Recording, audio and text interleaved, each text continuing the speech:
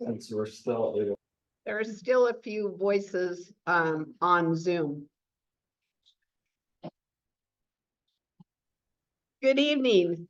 Welcome to the second session of Help. What Do I Do Now? Our informational series. Thanks to those of you who took time to complete the evaluation in session 1. We will send an evaluation link after each session. A few of you asked, who are you and how did this series come to be? We are Johanna Munson and Johanna Vander.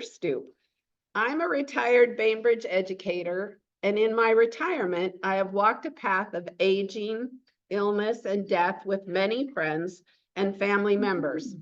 I've learned a lot and dreamed of sharing the knowledge that I've gained with others.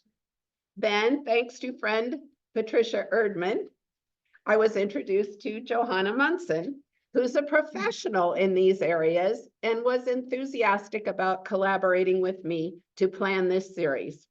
Johanna is an end-of-life educator and a workshop leader with a passion for expanding the conversations around how we live out our lives fully until the end. Johanna's Edge Walking Collective is sponsoring this series, and your donations are paying our costs.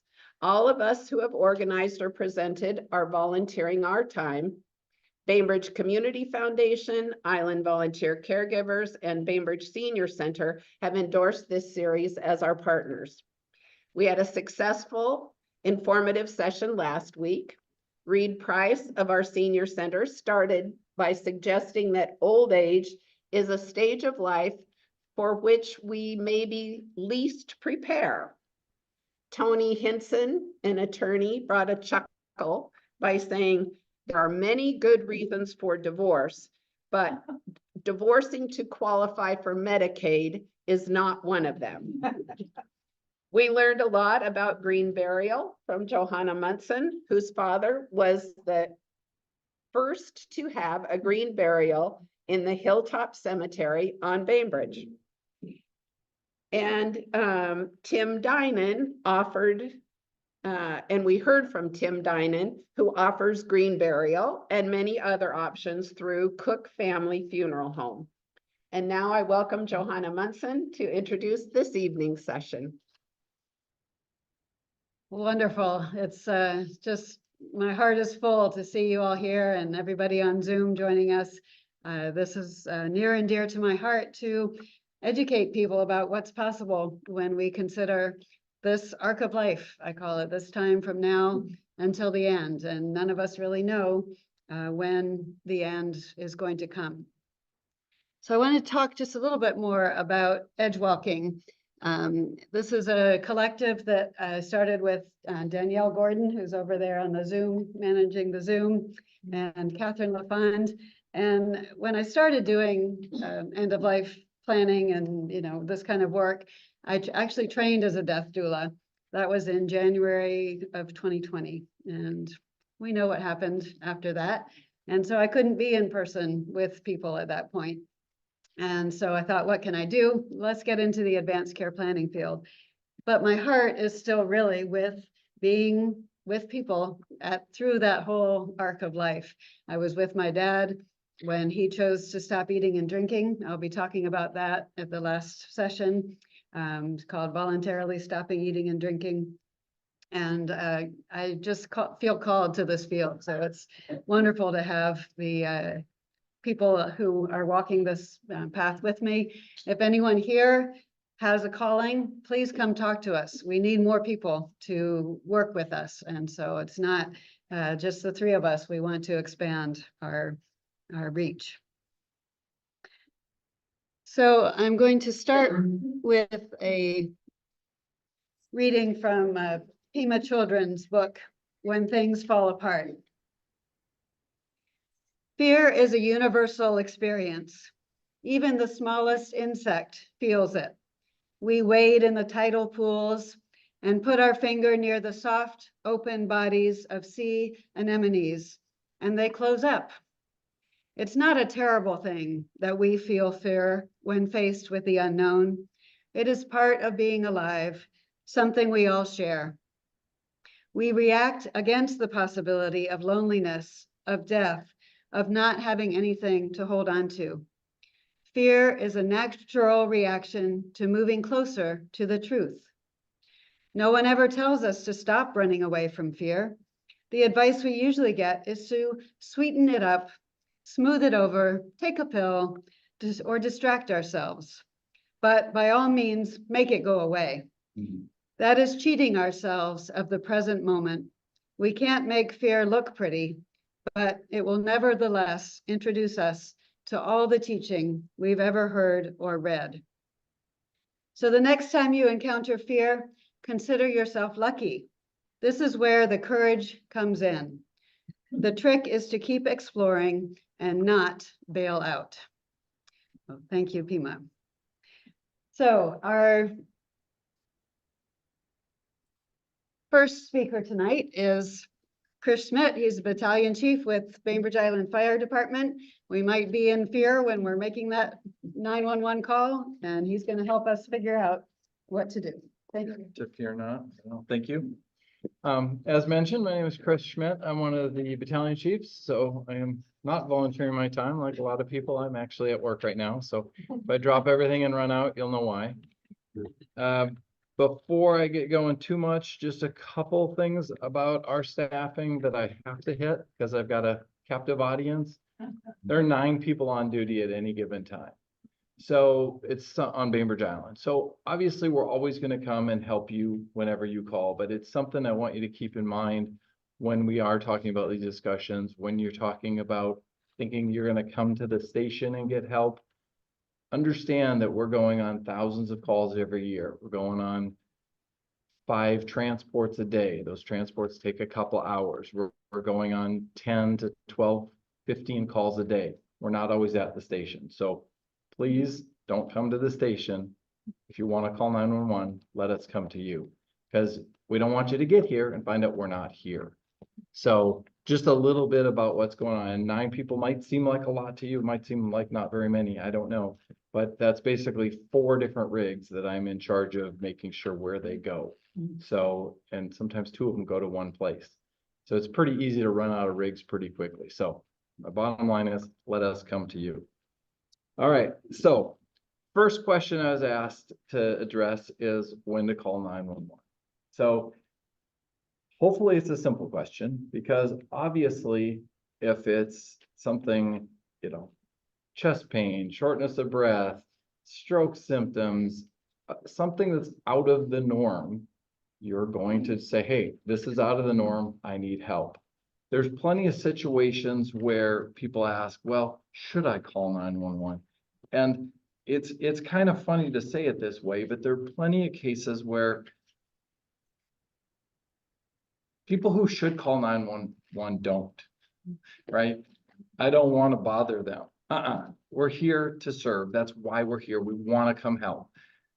There's plenty of people who don't have the strength to help their partner up off the floor and somebody's on the floor. If somebody's on the floor, call 911. We're going to come help. There are times when maybe this is more, the next speaker gets to address that if you are calling 911 multiple times a day, multiple times a week, we're not an ideal long-term care provider. Having said that, there's plenty of situations where, hey, my provider didn't show up today and I need to get from here to there. That's absolutely a good reason to call us. So I'm guessing people understand the big reasons to call, you know, and I don't have to go through any of, and this isn't a medical class, so I don't want to go through all the medical reasons to call. But the bottom line is I want everybody to feel comfortable that if you're needing help, call.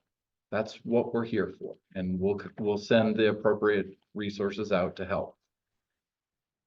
So one thing I want to talk about, what are those resources and who's coming? I might use the term BLS and ALS. So everyone in the fire department is an EMT. I've got 3 crews that are either in an engine or an aid car, and that's a BLS crew, and that's most likely what you're going to get. I've got 1 pair of people that are paramedics. They're highly trained. They spent a year over in Seattle getting additional training. They work under the direct supervision of a doctor, and they can do a lot of field medicine, and they're great at it. What the dispatch center has to decide is who's going on which call, and that's going to be based on the answers to your questions. So when you do call 911, don't worry about how many questions and how long they're talking to you, because they're going to verify your address. They're going to understand the basics of the problem, and they're going to dispatch us. The person talking to you is not waiting until all of your questions are answered before they send us. Sometimes people are like, you arrived so quickly. And we're like, what do you mean? It took us 4 minutes to get here. Well, they just hung up 30 seconds ago.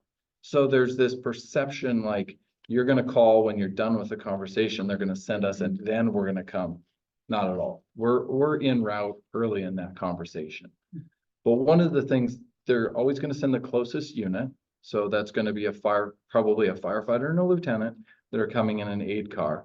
But depending on what your needs are, we might be sending the medic unit as well. And if we think it might be even more serious, somebody that's not breathing, something that's CPR related, something a more serious call, you're going to get me in the battalion rig and you're going to get another rig. So I realize sometimes it's like, why are they bringing all of these rigs? Well, first of all, we're all coming from different stations in some cases. Sometimes we're coming back, guys didn't leave from here. They're coming back from the last transport. So you're getting them directly from there. And the bottom line is the more serious we think the call might be, the more units we're going to send. So a lot of times we'll send extra units just in case.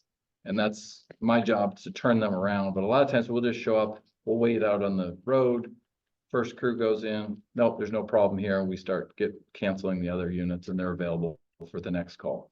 But just understand that if 2 units show up or 3 units show up, it's probably something that either you said or you didn't say that made you wonder. The other thing is we have a great police department on this island, and thankfully they're very good at responding with us if they're closest. And I've done CPR alongside many of our officers. That's not their job, it's not their responsibility, but they'll step up and serve when they can. There's also the possibility that if dispatch thinks there's any sort of concern for our safety, they're going to dispatch police as well. So don't take that as oh my gosh, why the police here? And I don't know if you're going to cover this on later ones, but the police are always going to be dispatched for any deceased person. So if you have a known deceased person and we're coming, they're going to be dispatched as well. So not because they think something's wrong, but that's how it works legally. All right, I know I have way too much on my list, so I'm trying to move through these. Okay. When we arrive, big things we want to know. So we want to know who's the patient. That should be obvious. It's not always. We want to know that patient's medical history and probably their date of birth. So one thing that I would recommend is you have one piece of paper, whether it's with your medications, whether it's on your refrigerator with some advanced directives, whether it's something you can just pull out and hand to us, that's got patient's name, patient's date of birth, medications that you're taking, and some sort of medical history. Don't need to know that you had your appendix out when you were 17. What we're looking for is, yeah, I've got high blood pressure and I had a stroke a year ago. That just the big stuff. We have access to medical records of if we've seen you in the past couple months, but we don't have access to your full medical record. So what we're looking for is just the big stuff that's going to impact our care. And then any other specifics that you want to have. Sometimes a phone number for somebody that you would feel comfortable with us calling be a nice thing to add on there. Family member, somebody, so we can at least get that into the report or hand it off to the hospital. So having that little bit of information is really helpful to us, because one of the things we have to do when we get there is we have to take care of the patient. But in order to take care of the patient, we also have to talk to usually a bystander. What's the person's name? What's their date of birth? What's their medical history? Are they allergic to any medications? If we can just get that on a piece of paper, it just means we can focus more on the patient. I know a big question for the group is, where do we transport to and how do we get to that decision? So first of all, let me start with the patient is always in charge, okay? We don't kidnap you. We don't make any decisions for you. We'll give you our opinion if need be. We might have a suggestion. We do have protocols we work under, I'll talk about in a second. But it is always your right, as long as you're able and informed and understand, it's always your right to refuse care. So if we arrive and you're like, I don't want you here, we'll say, okay, sorry to bother you, have a good evening, okay? Now, if we want you to go to the hospital, we're not gonna leave quite that soon. We're gonna say, can we talk a little bit more? But I really want people to understand that you as the patient, you are always in charge of what happens. Bystanders, family members are usually just involved in the discussion in a polite way, because obviously if your spouse is going to the hospital, you might have some input there. But so that's number one. Next thing we are going to decide is, are you going with a BLS crew, an EMT, or are you going with an ALS crew, a paramedic? Now you might think, well, why wouldn't we just send everybody with a paramedic because they have more medical training? Well, we don't have as many of them. So the way the system's set up is we have more EMTs, we have fewer paramedics. Paramedics tend to stay on the island more because they want to be here for the sicker patients. So the sicker you are, the more likely you're going to get a paramedic taking you. So that's the first thing. We're going to make that decision, not you, and it's going to be based on your medical needs. Then we have to figure out, where are we going? So big question there is, are we going to Silverdale or are we going to Seattle? And that's where living on an island can get really interesting. Typically what we want to do is, understand all your needs, go through everything, and then make a transport decision.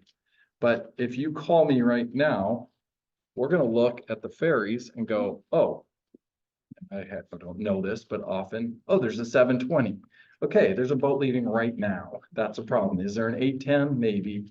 We actually look at the ferry schedule, if we don't have it memorized, on the way to the call. And if there's a ferry in 10 minutes and you are wanting to go to Seattle, that's something you want to talk about early. It's not the most important thing. Don't start with, this is where I want to go. But we've got to get that established early on. Now, just because you want to go to Seattle doesn't mean we're going to Seattle. We make every effort to take you to the hospital that you think you'll get the best care at. But you got to understand, we're EMTs, but we work under a doctor's license. Our doctor says to take you to the closest appropriate facility. Now, how do you define that? Well, he leaves that up to us. So if we're at the ferry terminal and the boat's leaving in 5 minutes and you're relatively stable and you'd rather go to VM, okay. But if it's 1 o'clock in the morning, there isn't a ferry for, even if it's not 1 o'clock, if it's right now and there's a ferry in 45 minutes and you're having stroke symptoms, we can have you over there in 25 minutes. And that's better than waiting 45 minutes and then waiting another 35 minutes and then waiting another 10 minutes up the hill. We can't medically justify that long of a wait to get you to a doctor.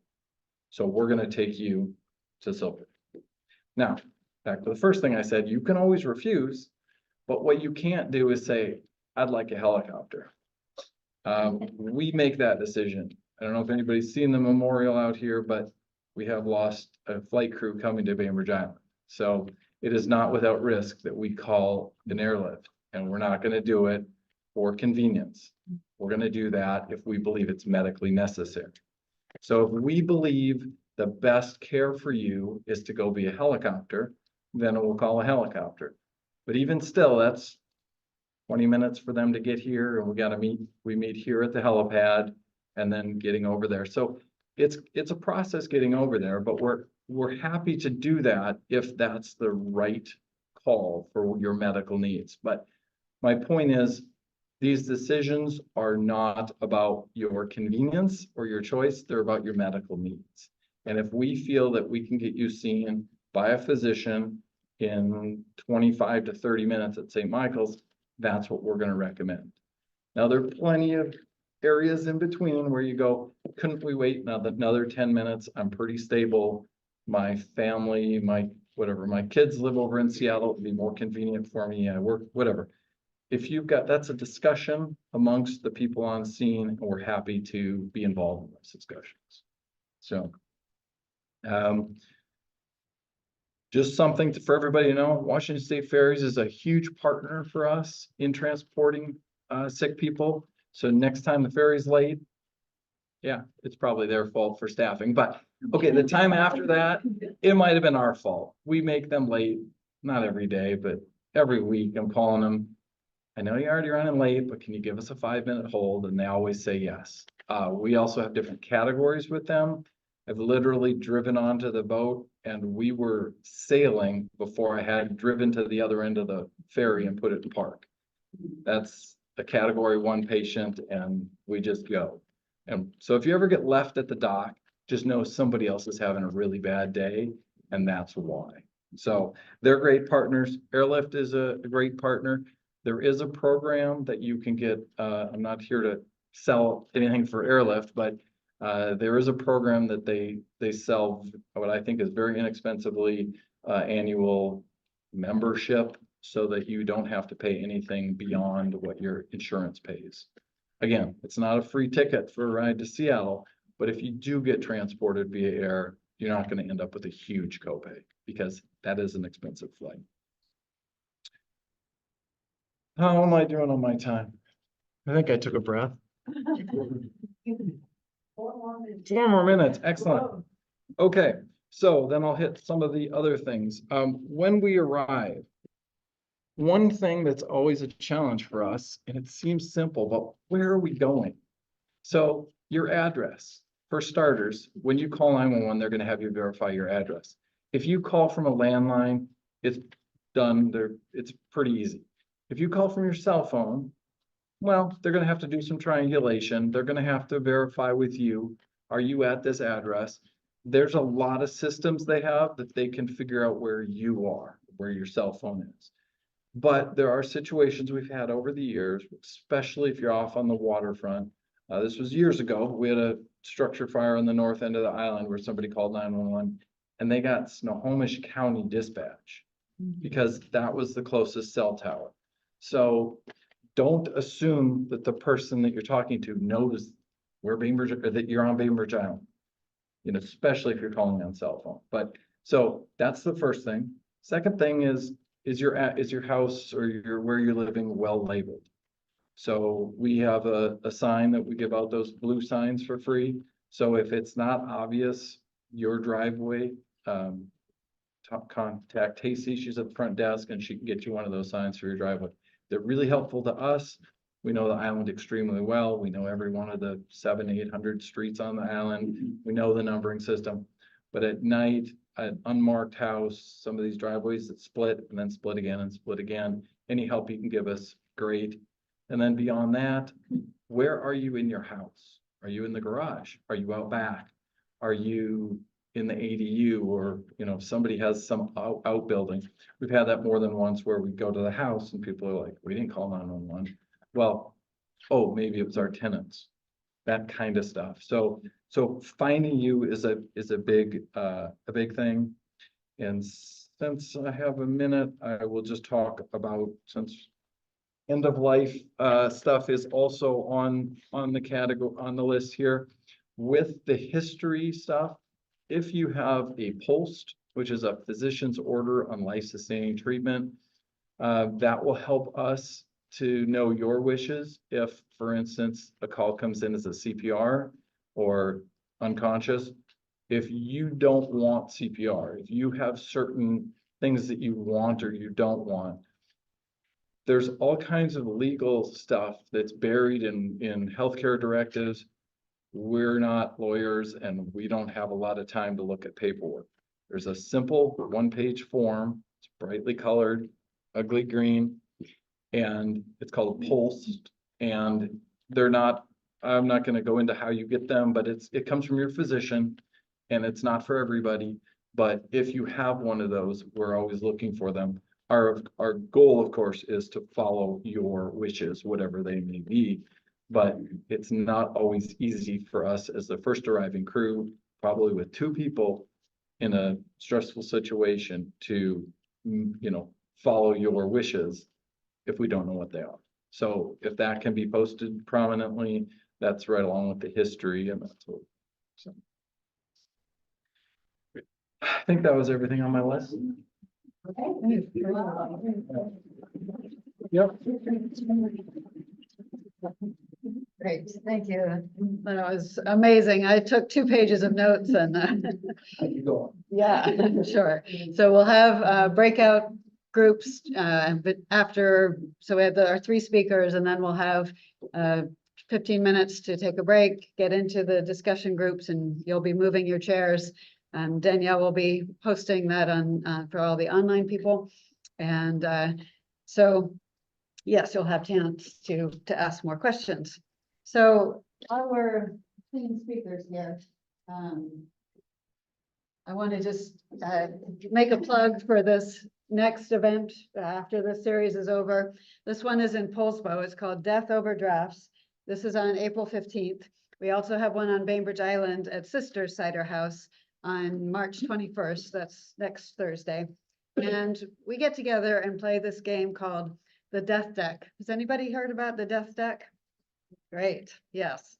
So I'm gonna share one question with you, and these are the kind of things, we just sit around tables, grab a glass of cider, and have these conversations. So here's a question.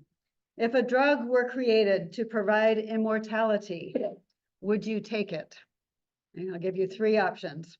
If a drug were created to provide immortality, would you take it? A, totally. Who wouldn't want to live forever? B, nope. 1 lifetime is plenty. C, maybe if I could lock in my hottest age. So how many are A? Totally. Who wouldn't want to live forever? Any takers online? Oh, no takers here. All right. B, nope. 1 lifetime is plenty. Lots of people taking that one. All right. And how about C? Maybe hottest age? Yeah, right. Why not? Right. So that's the kind of scene it is. The questions often have a kind of a irreverent but fun attitude. So it's not like totally serious. It's a good way to explore your own feelings about life and death and dying. And so please join us for that. All right, now it is my pleasure to welcome Julie Davis. She is a supervising social worker at St. Michael's, and she's here to tell us all about what to do when you're in the hospital. Welcome. Yes. So thank you very much for having me. This is such a need in our community, so I appreciate being able to be here to talk a little bit about it. And I think Chief Schmit was really helpful in kind of setting the stage for what happens from home to the hospital and then what. So I'll just speak briefly on some of the barriers that we see. First, I'll start off by saying social workers in the hospital, we have multiple roles. So we have social workers that do behavioral health assessments in the emergency department that are dealing with crisis, substance use crisis, APS, child welfare, things like that. We have other social workers that do family birth social work. So there's a lot of that with early deliveries, things like that. Once you're admitted to the hospital, and we hope that you get a bed upstairs, we board a lot of patients in the emergency department. We've got a lot of need and just not enough beds.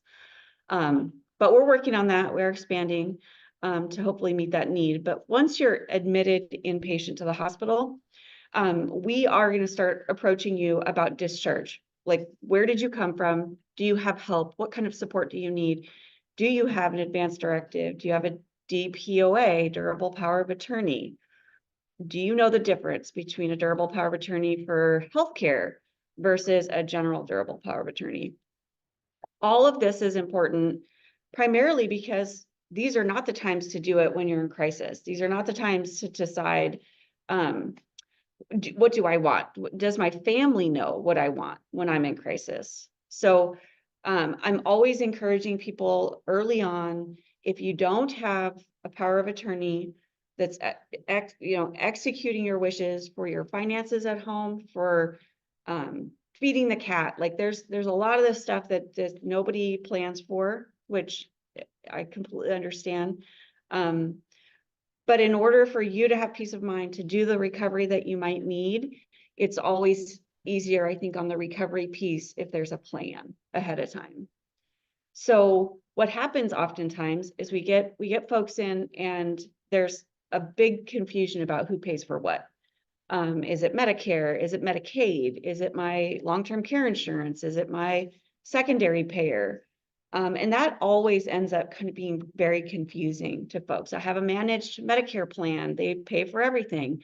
And it's not actually true, right? So there's a lot of the fine print that I think is very overwhelming, especially when you're not feeling well. So I think I want to speak more so tonight on the durable power of attorney, primarily because I think there's a lot of room for us in our community to really start executing our plans ahead of time.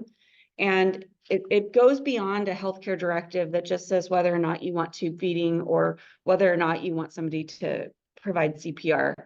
The durable power of attorneys, it talks about how you can get in, who's going to get into your bank account if you can't and you have to pay your bills, who's going to pay your car payment. If you aren't able to go back home, what's the next step? Do we have to apply for Medicaid? What we're running into now is Medicaid, the state insurance for long-term care is really limiting what kind of durable power of attorney they'll accept. So the specifics, I brought some examples. So if anybody wants to swing by my table and I'll share them, but the specific language for your designated surrogate decision maker to help you with your finances for Medicaid, you have to have it documented that they can help you with benefits, for state benefits, government benefits. What we're finding now is folks are coming in, they have a lovely written out power of attorney, but it doesn't include that statement that talks about applying for government benefits to help place them. So what the state says is, oh, it says all of these lovely things, but it doesn't say that you can be, that person can help you get placed.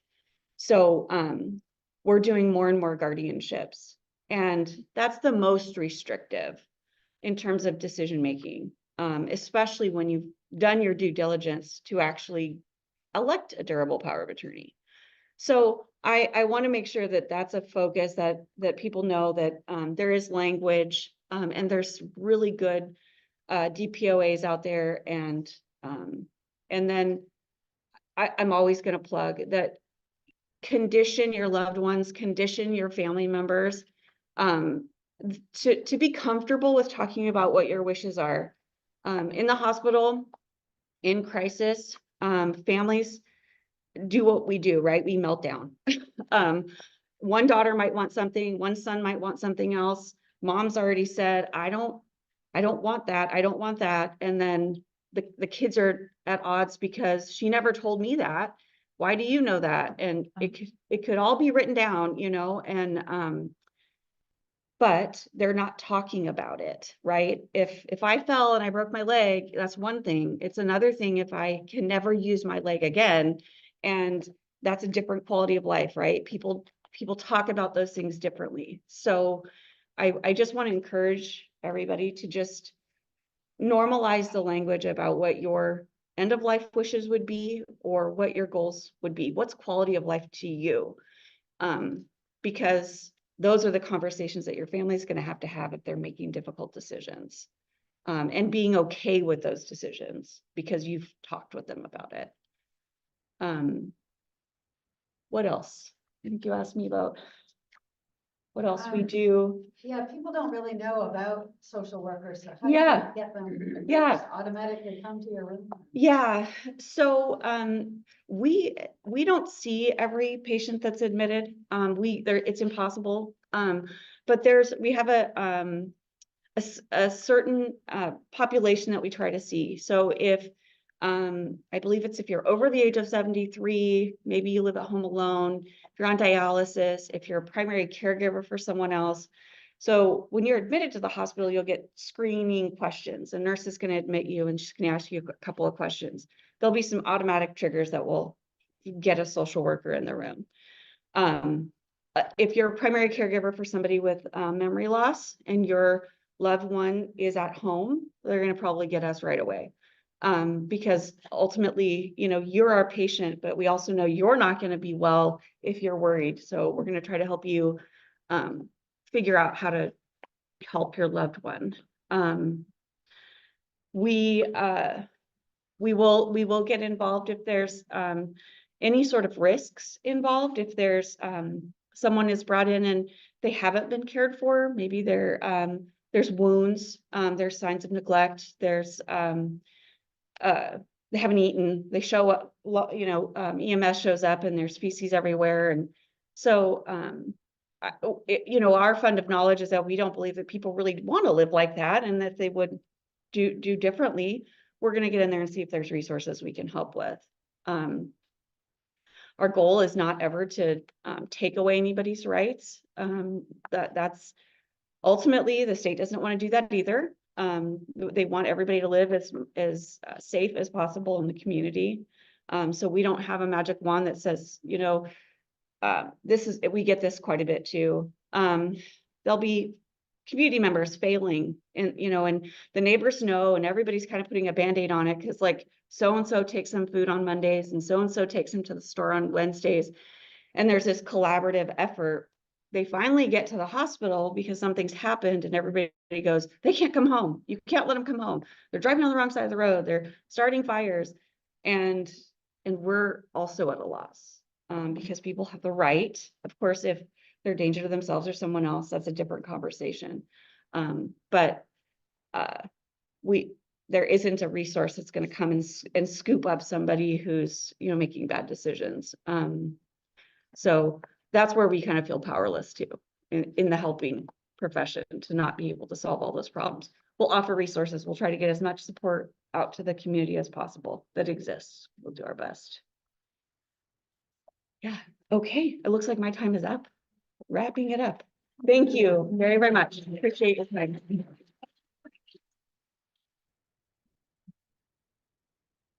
Yeah, how many have been in the hospital and have seen a social worker? Couple? Yeah, okay, good. Well, it's wonderful to know that that option exists and that, yeah, especially those risk factors, the older signs of not doing well, having somebody at home with memory loss. I know that would be awful to be in the hospital and be worried about someone, and for young kids too, if there were minors in the home. Yeah, so great. All right, ready for another death debt question? After you are dead, will you know how you died? After you are dead, will you know how you died? A, yes, I'll have access to lots of information in the afterlife. No, B, no, I'll be in heaven or reincarnated, but won't know about my death. Or C, nope, just a whole bunch of blackness. All right, A, yes, I'll have access to lots of information in the afterlife. Okay, few there. B, no, I'll be in heaven or reincarnated, but won't know about my death. Some more there, okay. C, nope, just a whole bunch of blackness. Wow, that one got the most. All right, well, come see me for a mediumship session. We got to talk about this. I'm not so sure about you guys. All right, well, our final speaker this evening is Kathryn Lafond, and she's going to lead us in some spiritual work.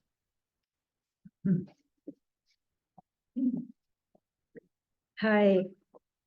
I thought I might be speaking tonight about how to stay spiritually grounded during moments of grief or to spiritually prepare for death. But then I did some deep listening, and what I heard was I was supposed to talk about fear. And so I'd like to begin by acknowledging a belief that keeps me grounded. We are all souls having a human experience. This also takes some of the fear away for me, and it reminds me that this bodily vessel is finite. As poet John O'Donohue says, from the moment you were born, your death has walked beside you. One day we'll die, and this form will be empty. In my work as an intuitive energy healer and health coach and medium, I've had to surrender to the belief that we only die to our physical form. And I did see the hands a minute ago, that our spirit lives on. And it's been something that I had to migrate to because of all the messages I've received from those on the other side. The point tonight, because that isn't the conversation yet, the point tonight is it helps to be comfortable with the idea of dying, to befriend, as Johanna said to us last week, the reality of mortality. A question you might ask yourself is death an easy topic for me to discuss?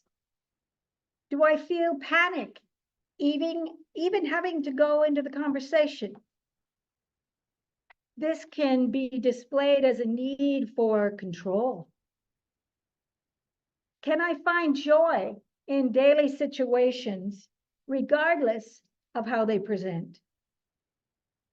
One way to discover your response to that question is, how did I do in the early days of COVID? Was I terrified? It was a good prelim to knowing and recognizing our relationship with death. Having a daily practice of prayer and meditation is one way we can support ourselves in facing the unknown and in facing emergency situations. A practice that calms your mind and also preferably grounds you into this physical form, like a walking meditation or conscious jogging. You might think about what you already do that could bring you into a meditative state and also has a physical element to it. Automatic writing is where you journal and you keep writing until you begin to feel like you're hearing from a voice that's deep within, a higher voice for you.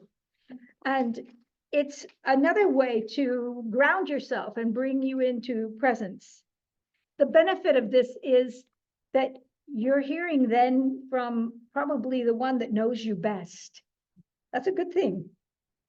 Discovering what you believe about death can help reduce your fear and is an excellent question to explore.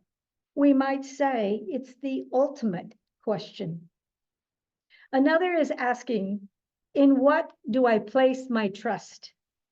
When we can truly say, I trust that life isn't going to miss me. It's not going to pass me by what my soul needs. Then we're actually going with the flow. We're surrendering into the flow of what life brings. A practice that builds faith and trust within yourself may even save your life one day. It's true that just a diagnosis of cancer can be a killer. There are statistics on this. We have an uncanny ability to scare ourselves to death rather than trust our body's capability of healing. Our fearful imaginations can be dangerous to our health, right? On a personal level, when was the last time you had a pain that scared you, or someone you love was experiencing an odd pain, and you immediately went to the worst case scenario? It's not uncommon. Why not spend more opportunity, more efforts on calming ourselves, imagining the world in a peaceful state, focusing on what's healthy, using our co-creative powers towards more of that. Let's not wait for an emergency, but take on practices for strengthening our personal resilience now, our ability to respond in wise and gentle ways. Conscious breathing, singing, bathing, fasting, letting love lead can all be part of our daily chop wood, carry water. Why not develop a group that meets once a month simply to speak openly and honestly about your fears and what you're doing to lessen their control over your lives? Wouldn't that be equally as important as meeting once a month to prepare for the worst disaster? Discussing death, what we believe, what we want for ourselves, for our loved ones as we face our final hour, is best not left for that moment before dying.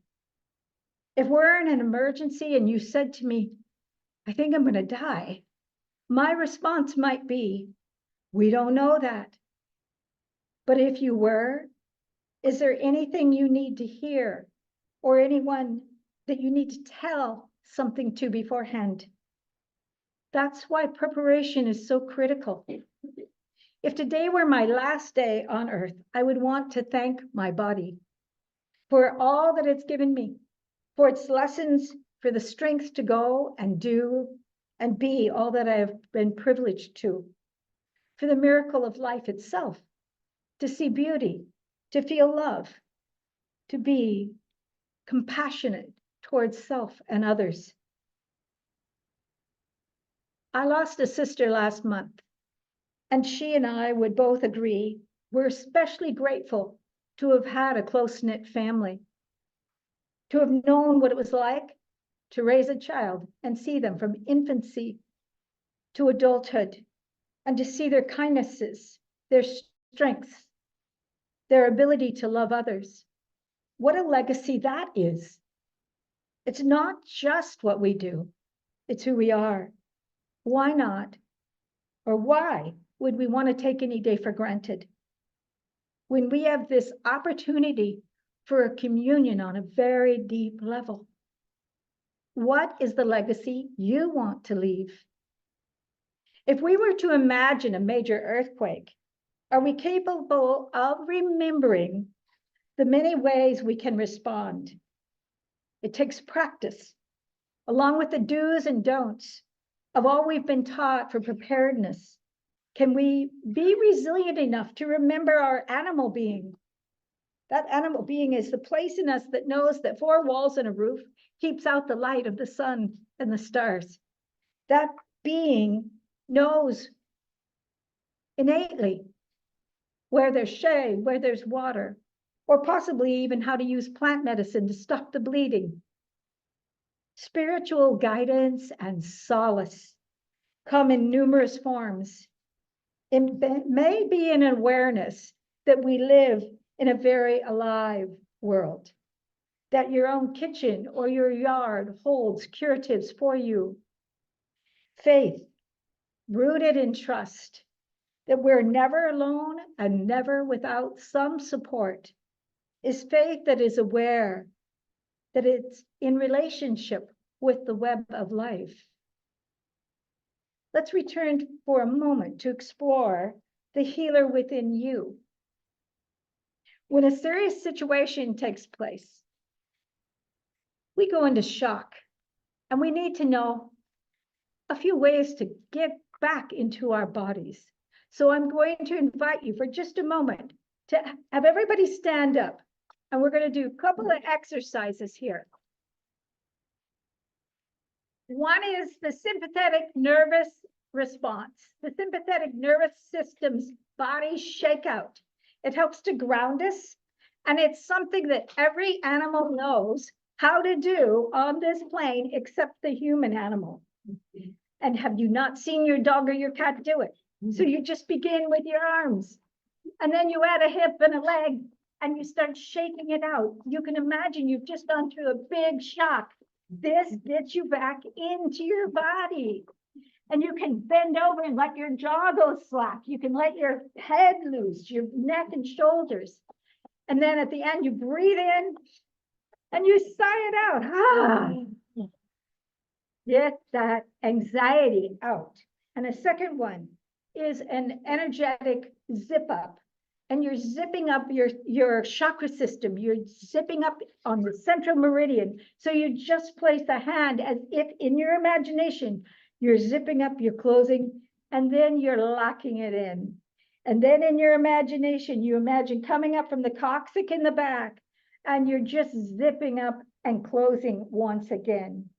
And what this offers is a way to release stress, to protect yourself, and also to feel back in residence in your physical form. So the last one is I'd like you to take a moment to just stop and put a hand over your heart and acknowledge all that it does for you. And maybe you say, I'm here for you. And if it was an emergency, you might want to say, I'm safe. I'm safe, I'm not alone. Or remind yourself, I can handle this, right? So we breathe and we let go. And all these techniques help us self-regulate. They're pretty powerful. What I'm suggesting is that you can be your own best spiritual guide by practicing being peace-filled and using resources that teach you joy to move out of that sense of fear. And as the mystic Hafiz once said, fear is the cheapest room in the house. I would like to see you living in better conditions. Thanks.